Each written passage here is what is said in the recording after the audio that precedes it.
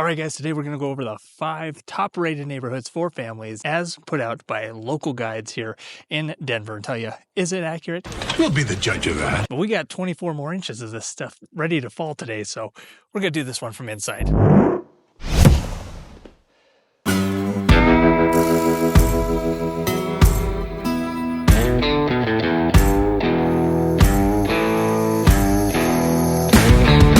Alright guys, welcome back to the channel. I'm Tim Kampmann, your host for Everything Denver, Colorado, where we talk about all things real estate related around the Denver metro area. So make sure you hit me up, call, text, or email when you're thinking of your move to Denver. Alright, we're going to talk about the top 5 neighborhoods for families as put out by local guides and give you my opinion on these and see if they are truly the 5 best. Starting off with neighborhood number 1, South Park Hill.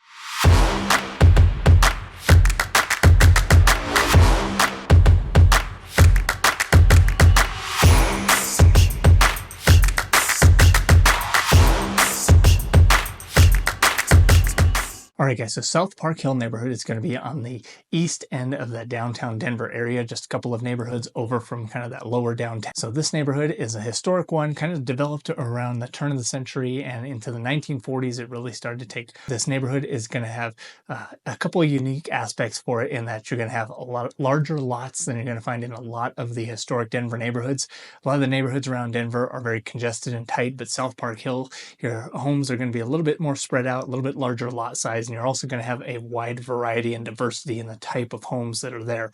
So everything from a colonial style home to your modern craftsman style home to Tudor style home is pretty popular over there, as well as even some maybe Mediterranean influence style in some of the homes that were built. So this is a great spot for families. The schools that are in this district are rated very highly, and you also have a lot of access to local parks and things for families to do. So not only do you have the Denver Zoo that's right down the street, but the Denver Museum of Nature and Science, which is a really cool place to take the kids and go learn and explore and do different things. And you also got, a nearby golf course. So take the family out for a golf outing, take them out to the park, take them to the zoo, plenty of things to do just within walking distance.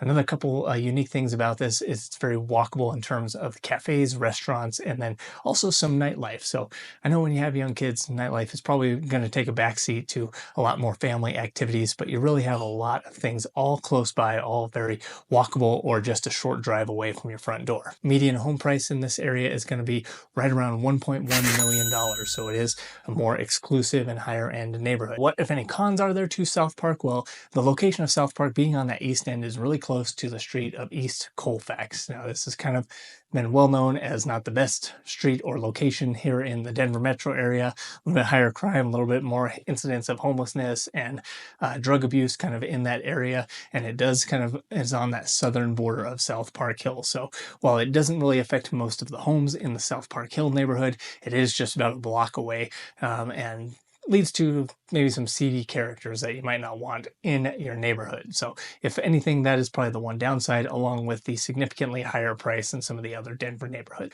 All right, neighborhood number 2, and this one surprised me a little bit on the rankings, but it's Congress Park.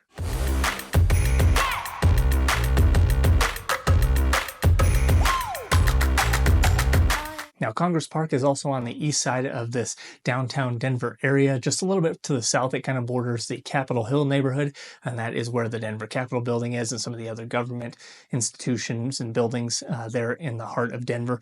Also close to City Park, also close to the Denver Botanical Gardens, and it does have a lot of walkable things around it as well. Not only your bars, restaurants, and cafes, but close to some of the parks like Cheeseman Park and City Park. Now, you're not going to find quite the diversity in home styles in Congress Park that you are going to find in the South Park Hill neighborhood. A lot more of the traditional Denver style bungalow.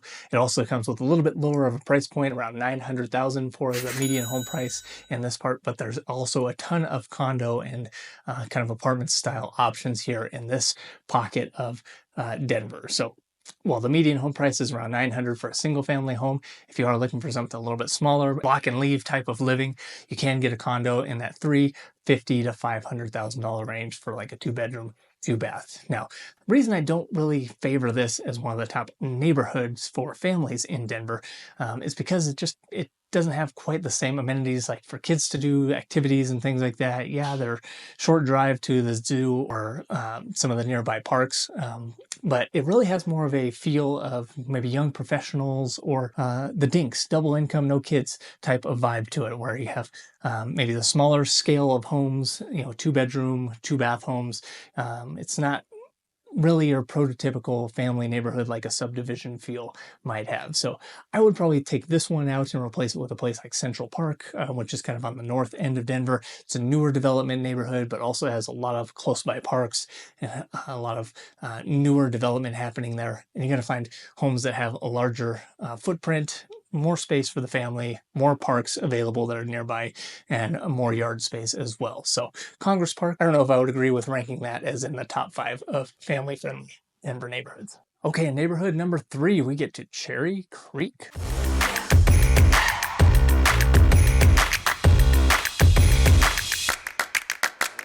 Now, Cherry Creek is one of Denver's most kind of exclusive and expensive neighborhoods, and it's located south and east of that downtown Denver area, and it's really well known for like its high-end shopping, high-end restaurants, and kind of its artistic flair. We call it the Beverly Hills of Denver. So if you're thinking of a place where you're going to have a lot of high-end shopping, a lot of high-end restaurants, everything kind of has just a higher price tag. You have the Cherry Creek Mall there as well. Everything is just going to be a bit more expensive, and that also factors in the home prices. So a median home price for a place in the Cherry Creek area is right around $1.2 million. I would rank this one a little bit lower than maybe South Park Hill, mainly because the homes are not going to have as large of a lot size, so you're not going to have as much space to move around if kids want to play in the backyard or the front yard. It's a little bit more congested, a little bit tighter feel to it, but it is very walkable. The schools are rated very highly over here, and you do have a lot of amenities nearby. Now, you don't have as many trails or open space that you'd probably use on a day-to-day basis, minus maybe the Cherry Creek Trail that kind of runs through Denver. If I was going to categorize Cherry Creek as a neighborhood, like I said, kind of the Beverly Hills of Denver. If you remember the show Frasier, he would live in the Cherry Creek type neighborhood. I seem to have lost my wallet. So the cons to Cherry Creek are that higher price. Just not everyone can afford it, especially if you do have a family. Things get kind of expensive. And the cons are it's a little bit more congested than, say, some of those other neighborhoods. So I feel like you're going to still have a little bit more of an urban feel in that neighborhood than you would compared to a couple of the other neighborhoods that we highlight today. Okay. Neighborhood number 4, this time we're going to the west side of Denver, and this is the neighborhood of Berkeley.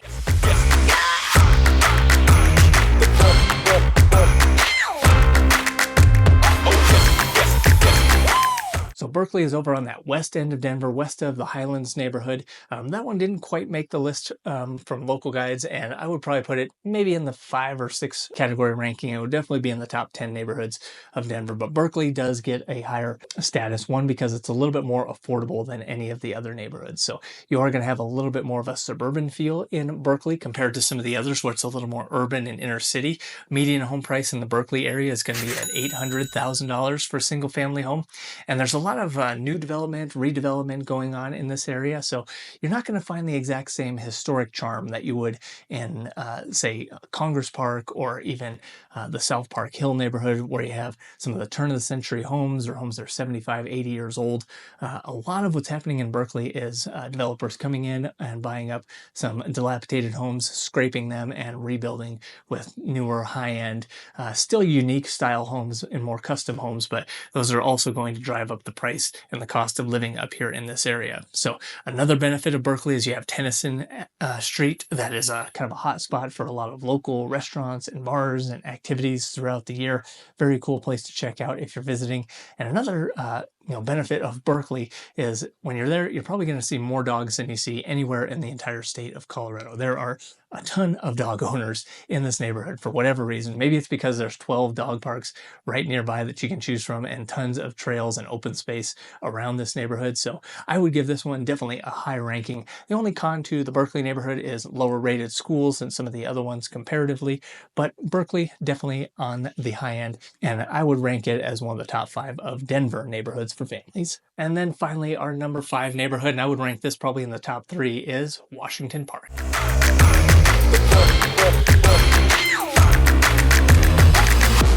Now, Washington Park neighborhood is on the south end of Denver. It's still within Denver. It's not one of the suburbs like Inglewood or Littleton, but you have a lot of historic charm in this neighborhood as well. Very old neighborhoods with tree-lined streets, mature landscaping.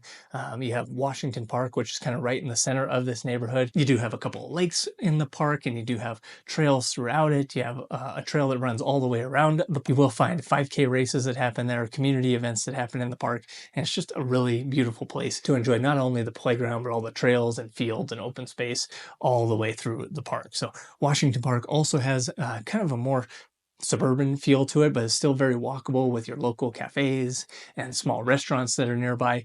This one is going to be a little bit more car dependent than some of the others like South Park Hill and Congress Park and probably even Berkeley. You will probably find yourself using a car a little bit more often, and most of the parking is street parking in Washington Park. Sometimes some of these homes do have alleyways that have a garage behind them, but for the most part, Washington Park has really kept a lot of its historic charm, and you are going to find that a lot of the things are some of that old world Denver style, not so much the newer scrapes and developments. While there are some here, you are going to find that there are a lot of historic homes in this area, flagstone sidewalks. Growing up, and my grandparents lived in this neighborhood, flagstone sidewalks are beautiful, not very practical when you're trying to learn how to skateboard. Take it for what it's worth. It is a beautiful historic neighborhood and definitely ranks in the top 5 of family neighborhoods for Denver. So guys, I hope you enjoyed this video. I hope you got some value from learning about some of these different neighborhoods as we explored them. We'll go back out and we'll check out some of these neighborhoods in person in future videos, but we got 24 inches of snow expected to come here, which is pretty rare for this time of year. We usually don't get these big snowstorms until the late spring, but we are kind of hunkered down here and enjoying just a quieter time since we are experiencing this early season snowstorm. As you could see, we already had like 6 or 7 inches out there already. 24 more expected. I'll give you an update and let you know how we survived on the next one. Until then, guys, like and subscribe.